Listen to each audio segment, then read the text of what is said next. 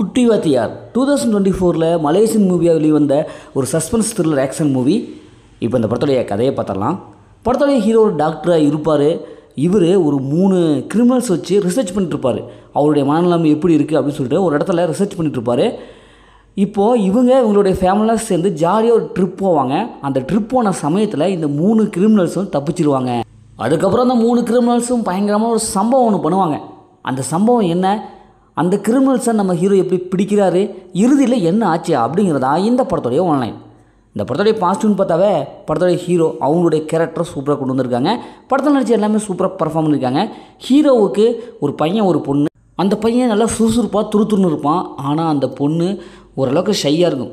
எங்கே போனாலும் அந்த ஒரு மாதிரி மூமெண்ட்டாக இருக்கும். இந்த பொண்ணை எப்படியாவது நல்லா சுறுசுறுப்பாக கொண்டு வரணும்னு சொல்லிட்டு அவர் ஒரு ஐடியா கொடுப்பாரு. ஸ்கூல் டேஸில் மேடையில் கலந்துக்கிட்டு அந்த பேச்சு போட்டிக்கு ஐடியா கொடுப்பாரு. அந்த சீன்ஸ் உண்மையாலுமே ரொம்ப சென்டிமெண்ட்டாக இருந்தது. படத்துடைய பியூஜி மியூசிக் நல்லா இருக்குது. டெக்னிக்கல் ஆக்சர்ஸ்லாம் செம்மையாக கொண்டு வந்திருக்காங்க. படத்துடைய சினிமோட்டோகிராஃபிக் சூப்பராக இருக்குது. படம் ஃபஸ்ட் ஹாஃப்லாம் ஓரளவுக்கு ரசிக்க வச்சுருக்காங்க. செகண்ட் ஹாஃப் போக கிளைமேக்ஸ் போக ஓரளவுக்கு ட்விஸ்ட் அண்ட் டர்னிங்கில் கொடுத்துருக்காங்க. படத்தில் அந்த சஸ்பென்ஸ் த்ரில்லர் ட்விஸ்ட் அண்ட் டர்னிங்லாம் நம்ம எதிர்பாராத ட்விஸ்ட் அண்ட் டர்னிங்லாம் கொடுத்துருக்காங்க.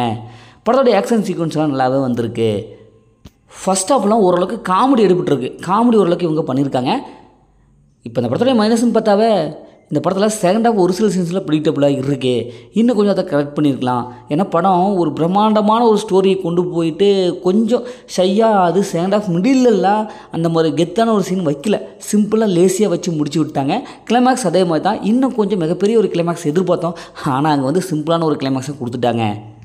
இன்னும் எல்லா கேரக்டருக்கும் இவங்க முக்கியத்துவம் கொடுத்துருக்கலாம். ஹீரோ கேரக்டர் மட்டும் ஒரு முக்கியத்துவம் கொடுத்த மாதிரி இருக்குது. வில்லன் போர்ஷன் கொஞ்சம் வீக்காக இருக்குது. இன்னும் கொஞ்சம் ஸ்ட்ராங்கான வில்லனாக கொடுத்துருக்கலாம். இந்த படத்தை ஃபேமிலியோட பார்க்கலாம். கண்டிப்பாக ஃபேமிலியோட பார்க்கலாம். படத்தில் அந்த மாதிரி சீன்ஸில் எதுவுமே இல்லை. மொத்தத்தில் இந்த படம் சூப்பராக இருக்கும், சுமாராக இருக்கணும். இந்த படம் ஒரு ஒன் டைம் வச்சு தான் நாங்களும் சொல்கிறேன். ஓகே, இதே மாதிரி அடுத்து ஒரு புதிய மூவி ரிவ்யூவில் சந்திப்போம்.